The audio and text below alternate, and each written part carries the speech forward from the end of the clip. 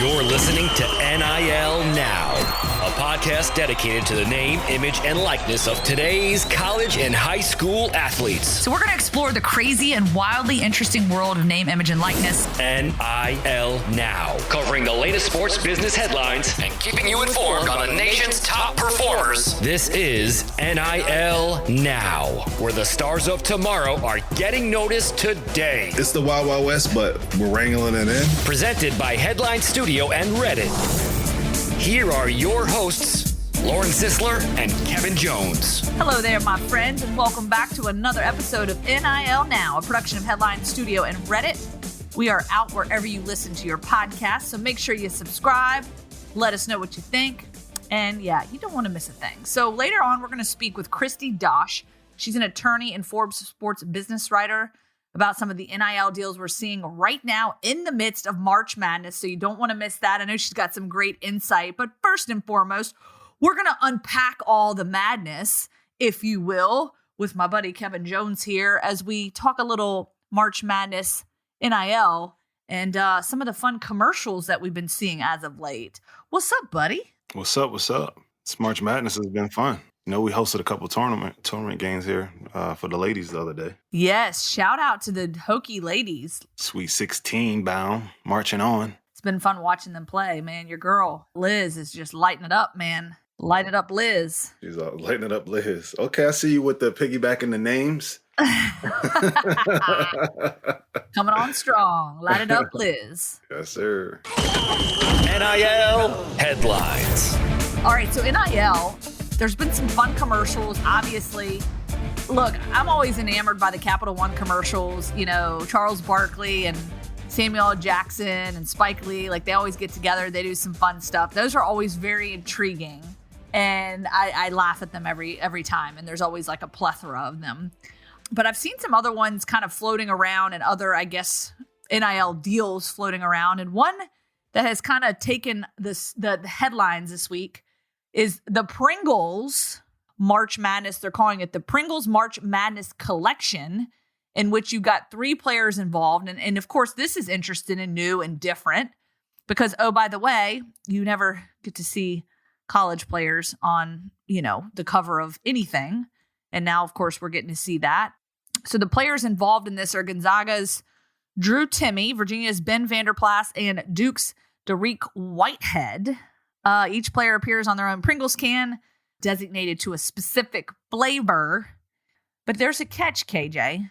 Apparently, these Pringle cans are not for sale, which has got me a little bit concerned, and I'm not super thrilled about it.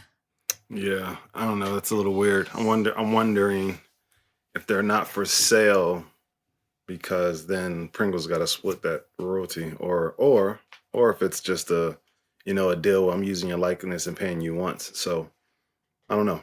It's cool though because of the mustache, the whole mustache thing. You know, each one of these players, I guess, has a unique mustache, and the Pringles, I don't know what you would call it. Is that the Pringles mascot? I think it's the mascot, but I've never seen the whole Pringle body.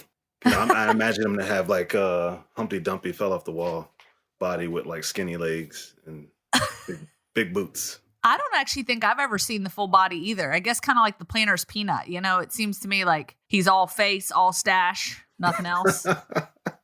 Obviously, the tie-in, as you mentioned there, has to do with the mustache. That's how they kind of came up with these 3 guys to be on the Pringles cans. But I got to tell you, I mean, I'm a big fan of Pringles, and it looks like they picked the different flavors. So Drew is barbecue. You got Dariq is sour cream and onion, and Ben is cheddar cheese. But I must say, I'm a little upset they didn't do salt and vinegar because I'm a big salt and vinegar fan. I like salt and vinegar too. You do? Is that like your go-to? It's between salt and vinegar and jalapeno. Oh. I like a little spice. A little spice. Yeah, it depends on what I'm in the mood for. But if I want those taste buds to be cringy, I'm going after the salt and vinegar. But I love the can. March Mustache Collection, I think, is really cute. So, nevertheless, these should have been like a limited release in the cities of the college towns, so that people could have collected them. Or I wonder, are they even available online? It's kind of a waste. I know, that's kind of a bummer. Missed opportunity, Pringles. Hit me up if you want to figure out how to do it the right way. Do it the KJ way. Do it the KJ way. Let's see if this next one is the KJ way. So Kentucky guard Jacob Toppin and former Kentucky star Shai Gilgeous-Alexander teamed up with AT&T to promote the company's Galaxy phone trade-in. So I'm really anxious about this one because we are going to talk to Kristi Dosh later. She'll join us to talk more about these March Madness deals and NIL deals. So stick around for that. But it's kind of interesting as we play this clip for you. It's kind of an entertaining video, to say the least. Ooh, man, you need to trade that in. Nah, I'm good. Could be great with the AT&T Galaxy phone trade-in. Do the Kentucky thing. You mean one and done? That's right. Or I can stay with this phone, say, 4 years. And when the time is right, I declare I'm ready for the next level of phones. 1 year, 4 year, any condition. Yes! So I love the whole concept of like the one and done. No, I'm going to stick around for a while. First of all, I'm going to put this out here. There ain't no cell phone that is lasting 4 years in this day and age. Am I right? Am I right? You're right. Let's be real. We all know this whole conspiracy behind Apple and these phones, like dumping the battery life out after about a year so that you'll trade up, and they of course come out with this new phone with all these like new cameras and gadgets and gizmos and this and that. And they're all like, oh, you got to get the new phone. And it's literally like one little tiny difference that makes everyone think like, got to go get it. Let's be real. I'm probably more on the one and done train. 2 years on the cell phone. I think I'm a little over my 2-year mark at this point. Battery life, not so What's the hot. longest you held one? Gosh, I'm trying to think. I mean, back in the day, like the Motorola's, man, of course, this was pre like texting, pre like all the things. I mean, that was when you had to pay like per minute. Remember that? Like you get 100 minutes and then after that, you're paying per minute. Can you imagine? But I think those phones probably like 2 years. Everything usually is like a 2-year plan. Well, I have held an iPhone. I think I had a 7 Plus or something like that. And by the time I got a new one, it was 11. Whoa. I don't know. And I can't even tell you why. I think I just, I didn't have any scratches. It didn't break. The battery was still doing good. And actually, when I wound up switching, the battery was what made me switch. So. Yeah, it's all in the battery because that's annoying when you got to be plugging it in every 2 minutes. Anyway, the commercial was cool. They had all the the different players in there, one and done, 3 year, 4 year. I definitely would have been a 3 year because in football you can't be one and done. So I would have been on that 3 year plan. I enjoyed the commercial. I got a good giggle out of it. Thought it was funny. I think it was well played to say the least. You definitely have to be a fan of that team in university to get it though, because when I first watched it, I had to read the caption like, oh, they were talking about, one and done in the commercial. I had to actually read the caption. But if you're a fan of that, you get it. But if you're not a fan of that program, then it was okay. It was okay. Kevin, come on, man. What? How did that go over your head? Because I don't care about Kentucky basketball. But like everyone knows one and done. Everybody knows what that means. Yeah, I think I was just watching it and not really paying attention because I don't care about Kentucky basketball. I care about Virginia Tech women's basketball and Liz Kitley and Georgia Amore. Okay. Is that too biased for the show? No, it's not too biased. Well. I give you that. Your girls are still in it. Yeah, there's a chance that they are holding up that national championship trophy here, before too long. So they're making some history for the school right now. First time we're being in the position that they are with, Kenny Brooks and all that. So sorry to take it off Kentucky, but I don't care about Kentucky basketball. I care about Virginia Tech women's. No, just you got to drive it home. Say it like 6 times. We're going to drop that one in the bucket a few times for everyone to listen to. All right, cool. Hey, shout out to Virginia Tech women's basketball. Fair enough? Yes, ma'am. NIL Now with Lauren Sisler and Kevin Jones. If you want to learn more about name, image, and likeness, you need to go to The Source. The NIL Now podcast from Headline Studio and Reddit highlights the biggest storylines. NIL is not a cherry on top. It needs to be a part of these young men and women's future to, further their careers. You should be able to leave college with something. Subscribe to NIL Now on Apple, Spotify, Google, or wherever you listen to podcasts. All right, we're going to roll on into our next segment. Bobak, where you at, Bobak? What's going on, buddy? I'm great. How are you guys? Happy, what day is it? I don't even know anymore. It's March, and It's the first day of spring. for you, it's snow on the ground where I'm at. So I live in Minnesota. Spring doesn't get here. There is no spring. There's only winter and road construction. Those are the seasons.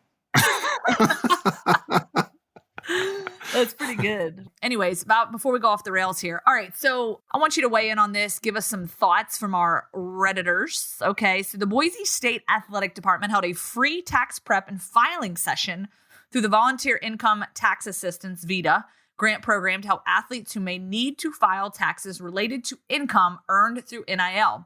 Brilliant, smart, because I've been questioning this and asking myself this. How many of these athletes that have incurred income know what to do with it? Are they setting aside money? You know, if you earn a $1,000 paycheck, are you setting aside $500? You know, I mean, obviously give or take, but are these athletes setting aside money, preparing for taxes? Has someone told them ahead of these tax prep filing sessions that you better be wise with your money?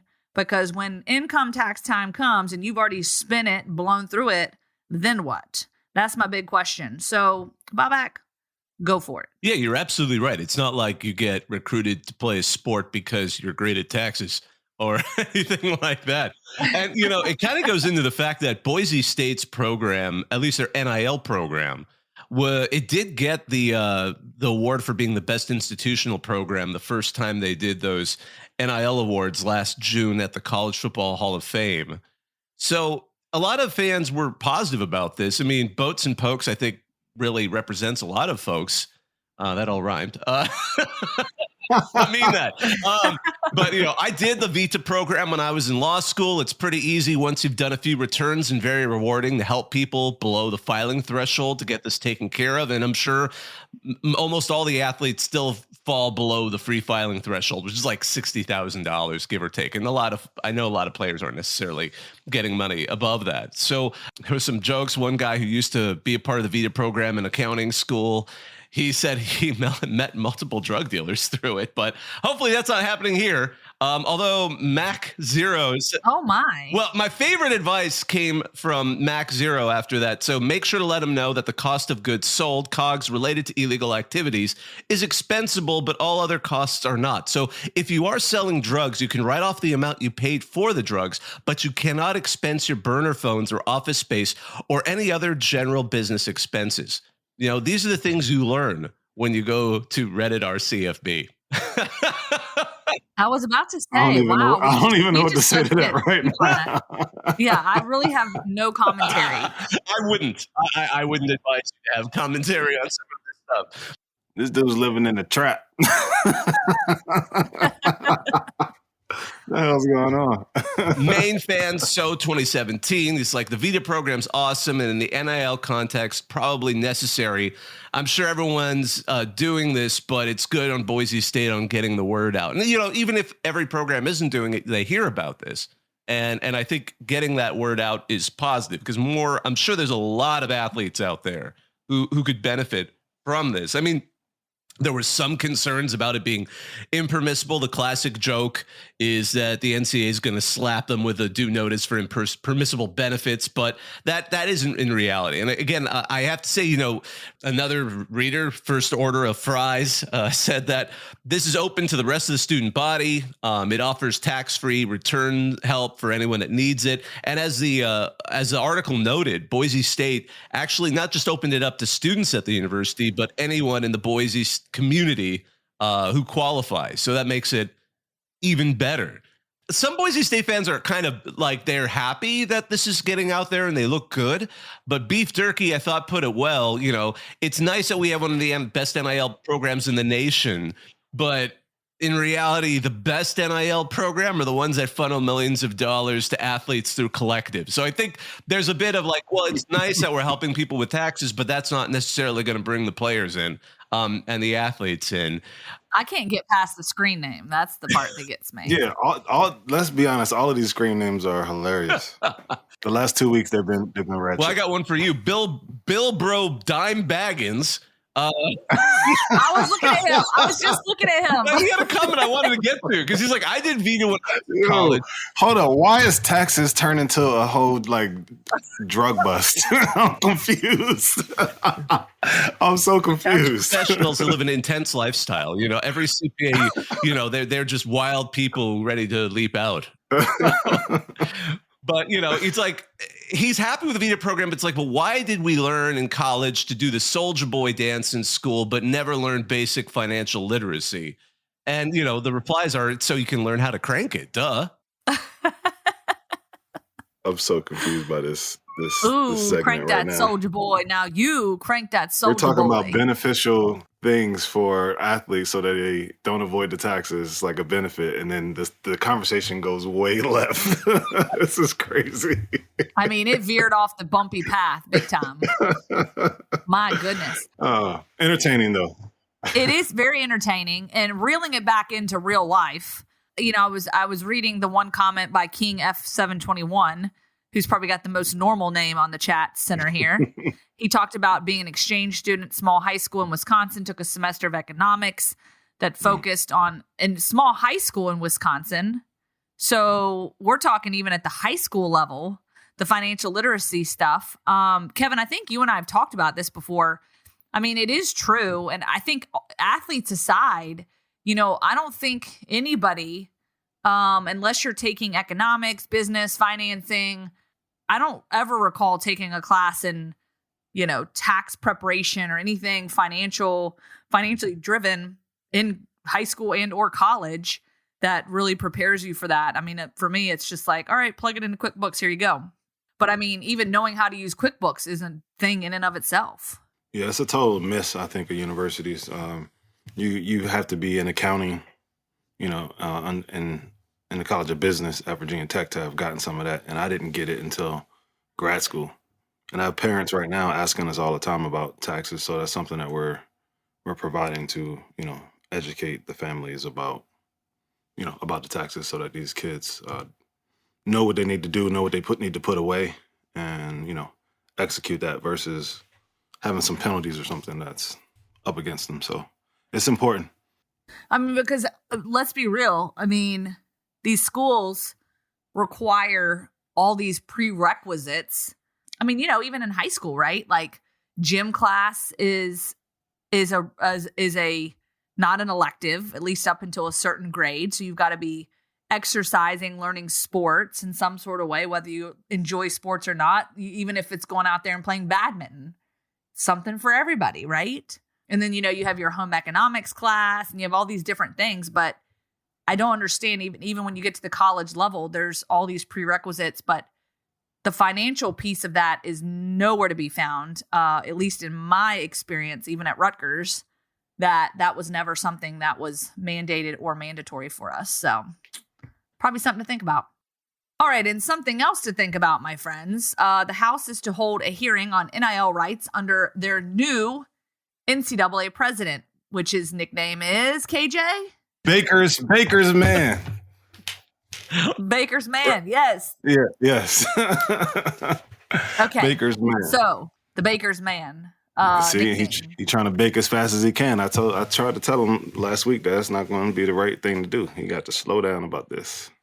So, Bobak, give us the scooparoo on all this. Yeah, so what we have is Congress has announced they want to do some hearings. They've coordinated it so that it'll be on March 29th because, as they say, it's March Madness time and they want excuses to probably get tickets. No, I think what they really want is they want to remind people that I think given that March Madness is upon us, we look forward to holding these timely hearing and reignite discussions on how we can protect the rights of young athletes around the country. So it's a bit of a dog and pony show. I mean, but isn't that everything when it comes to Congress in a lot of ways? So you get this kind of reaction on RCFB. Some people immediately jump on the fact that Congress is going to step in because, as Joaquin said, so basically Congress is stepping in because evidently the NCAA isn't capable. And you get this whole back and forth of, do you really want the federal government controlling college athletics? some fans like Maryland Husker, he thinks that the short answer is they should have just allowed athletes to be employees and had standard labor law practices and allowed student athletes to unionize. But some folks are also responding to that, like Oklahoma fan fading thought. I don't know why people say that having them as employees would necessarily fix anything, because NIL can and would still exist in a world where athletes are employees, at least in that that user's opinion. But, Tarmac, another USC fan, realistically, you need to do some kind of NIL guidelines on a federal level. The game is a Wild West chicken, and we're just going to cause problems at some point. At some point, they need to make a decision on employment, because gosh help them if a ruling comes before the legislature regarding it, and they figure that'll be an immediate collapse of the entire system. So there's a lot of concerns about all of that. But frankly, I tend to lean towards, again, some of the comments where Least Useless Redditor wrote, this is just a hearing so they can grandstand and get Twitter views. And it made me think, point of order, Mr. Chairman, them dogs is hell, don't they? I yield my time. Or just, what are they going to be doing up there? I have no idea. If anything substantial comes out of this, I think a lot of folks would be surprised. But certainly people have ideas that hope that the system could either reform itself, or frankly, Ohio State, what would Jedi do? He kind of put it succinctly. People need to get over themselves and accept the fact that college athletes have to have a right to maximize their value in labor, just like everyone else. And another Ohio State, Wheels number 3, Congress shouldn't do a darn thing about it. If they do, it's about as un-American as it gets. These athletes are famous. People want to pay money for any reason or no reason at all. So long as the money isn't about committing a crime that we currently recognize, don't create new laws. This stuff will sort itself out. It's a new market. It needs to mature. You see quite a few views on this topic. Making it governmental right away is kind of whack to me. I would like to see the new president, be innovative and have his internal team figure out some stuff before we go to Congress or wherever, whichever legislative branch they're going to. Hey, and remember, he's got 90 days to meet with everyone, every conference, every commissioner, all the people. Remember, he's got a lot of homework to get done first. So I feel like, to your point, maybe pump the brakes a little bit. Let's take a deep breath, everyone, and see where the cards may fall. Yeah. Also, let's figure out this too. Well, not figure this out. Well, let's acknowledge, that there's always a meeting before the meeting. So we're hearing some of this stuff now, and I'm pretty sure they're already walking some stuff down the line. So we'll just wait to see in the next couple of weeks what actually is going on, because right now we don't know. Lots of TBD, my friends. Lots of TBD. You're listening to NIL Now.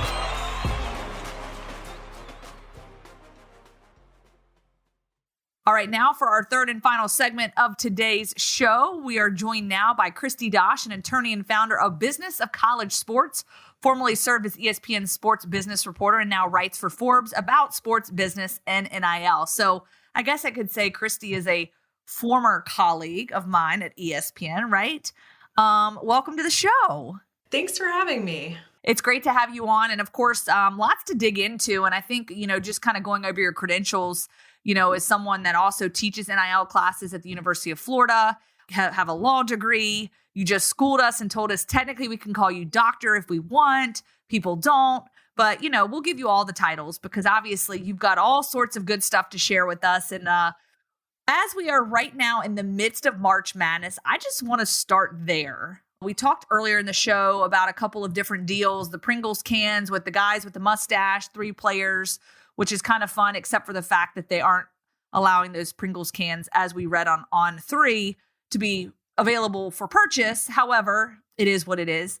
But just kind of go through some of your favorite deals, campaigns that you've seen and been part of for the tournament so far.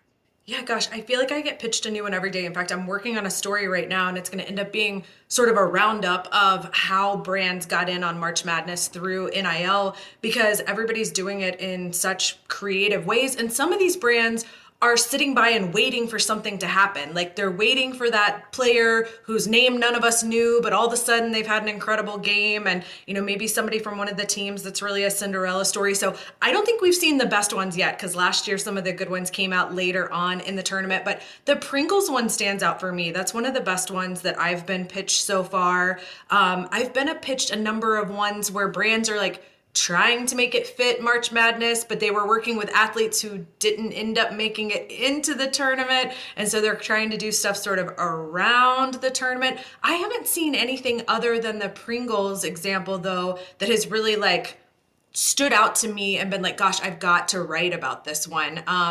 We haven't seen as much as we saw at the beginning of March Madness last year, actually. So I question how well brands did last year with those campaigns. Yeah, that's a good question.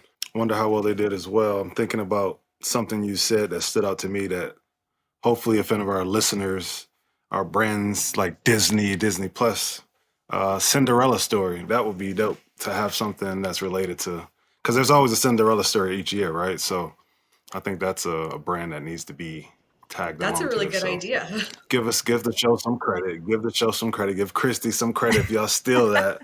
But yeah, we're just calling that out and planting a seed right now. You would think Disney would be in on this, right? Yeah, that's what I'm saying. Like, I mean, it's almost like a dub. People, I mean, that gets used, that word gets used a lot. Well, every year because someone surprises us each time and during the tournament. I would be curious to know, though, with Disney and ESPN and the affiliation there, would there be anything because of the CBS rights? Is there anything that would be in the way of there being a partnership with some certain brands because of CBS having sort of the rights to the tournament? I wouldn't think so. It's possible they wouldn't be able to use, well, I was thinking they might not be able to use the term March Madness, but even as I'm talking it out, that's really a term coined by the NCAA, not by CBS. During the Super Bowl, if you're not an official Super Bowl sponsor, you have to say like the big game or, something like that. You're not allowed to say Super Bowl. But I've never heard that in terms of March Madness. So I would think they'd be fine to jump in on that. Interesting. And speaking of the Super Bowl, I think it's interesting, kind of a question that Kevin and I both had for you, considering how much money the NCAA tournament actually makes. Could this period of time, this be a big time slot for companies to make their deals? Like, is this a time where you're seeing companies just throw the entire kitchen sink at opportunities to kind of get their name out there? I would say that they do in terms of being associated with the tournament, but from an NIL perspective, not as much. And I think that's because you would have to be ready to pivot and adjust and kind of fly by the seat of your pants. Because if you try to pick out the student athletes in advance, even if you think it's a school that's safe, I mean, we have seen plenty of number one seeds who have not lived up to their potential. So if you were planning on riding through the tournament with a player on one of those teams and now they're gone, there goes your whole ad campaign. Then, like I said, some people are waiting till deeper in the tournament and then they'll latch on to somebody who's like a surprise that they weren't planning on having a big tournament, and they'll do something during March Madness. But I actually talked to a lot of student athletes who said they're so zoned in on the games and what they're doing, they're not checking their DMs and their emails. So unless they have an agent or a social media manager or somebody who's watching that stuff in real time for them, they actually might miss out on opportunities. And so some of the advice I gave student athletes, and I've heard other people give student athletes leading up to the tournament, was make sure you have a system in place so that if you do something incredible, you're ready to jump on those opportunities. But a lot of athletes, they don't expect that, and they're very focused on how they're going to perform on the court. And so they might not be able to capitalize on those in real time during the tournament. So I think in terms of brands capitalizing on the NIL aspect, it's hard. You got to decide, are you going to gamble on someone you think will be, deep into the tournament, or are you going to wait and see who emerges and hope you can pull together a campaign fast? It's kind of an interesting thing to watch. And brands probably learned some last year and are making adjustments this year. And that's why I expect to continue to get pitches through the rest of the tournament, because I think some of them are kind of waiting to jump on a moment. If you attach yourself to somebody who's a star and on these teams, you're normally going to get that star is normally going to show up. If you find 3 to 5 different people, I wouldn't think that all of them would not kind of show up and be successful during a tournament. So I'm an advocate for them just figuring it out. Like, if it's a risk, oh well, it's probably, a good reward on the end of it, on the other end of that. Well, I think you're right. You pick a few, maybe not just one. And then I would think smart brands would have a game plan for, okay, if this athlete gets hurt and can't play, or their team has a shocking loss and they're not playing, how can you still capitalize on the sort of brand name of that individual athlete through the rest of the tournament? So maybe you have plans, because actually you could do more with them once they're not playing. If they're not playing, you can have them weigh in on the other games. Maybe you do something live online where people can tune in and watch the game with them, and they're giving feedback about these players that they know and they've played against. Like, you actually could have some really cool opportunities with an athlete who wasn't playing anymore, if you pivoted fast like that. Yeah, that's definitely true, especially if they're notable. People know their face and their name. That would be huge. So, yeah, they need to hire you on and get you to consult. My email and my DMs are open. Just switching gears a little bit, wanting to ask you some questions on your feelings about the new NCAA president, Mr. Baker. I call him Baker's man because I feel like he's baking as fast as you can in the oven. I want him to slow down a little bit. But what's your take on him and what he's doing in the first 2 weeks? I think I saw you reposted or retweeted something on your Twitter about him meeting with 5 U.S. senators in his first couple of weeks. So just wondering what your take on that is. Any thoughts? Yeah, I think this is why he was hired. When I met Mark Emmert back in the fall, we did an event together at UF, and I asked him what he thought the next president was going to be like. And we were talking about, should it be someone who comes from being a university president, or should it be someone who comes from being an athletic director? And guess what? We both guessed wrong. It's neither. It's a politician, which actually makes a lot of sense, because the NCAA is at a crossroads where they essentially require some sort of congressional intervention to maintain their business model. And so it actually makes a lot of sense that they would go with somebody who is a politician. It does seem like he's maybe open to some conversation and ideas that maybe we didn't see previously. And a lot of that gets put on Mark Emmert, but at the end of the day, Mark Emmert cannot legislate, neither can Baker. That is done by university presidents. They decide what the rules are. They vote on the rules. This figurehead person actually has nothing to do with that, but Baker can play a big role in trying to get congressional leaders on the same page so that a federal law can be pursued. The issue has been, there have been a number of federal laws proposed around NIL.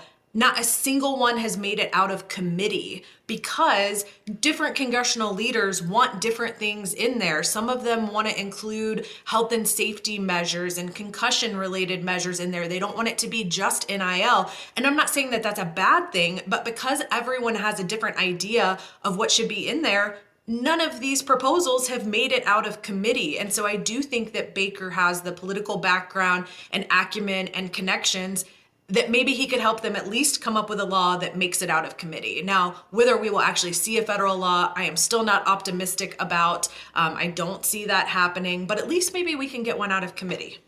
Out of committee sounds right. I do like that he's a politician. I often said on the show is that I don't think that it should be a political issue, but I do understand that it may have to be, just because of the way that everything is going right now. I see why people call it the Wild Wild West, the NIL space, but I liken it to, the pro marketing, branding, representation space that's in college now. So it's not necessarily a new industry. It's just a new industry within college.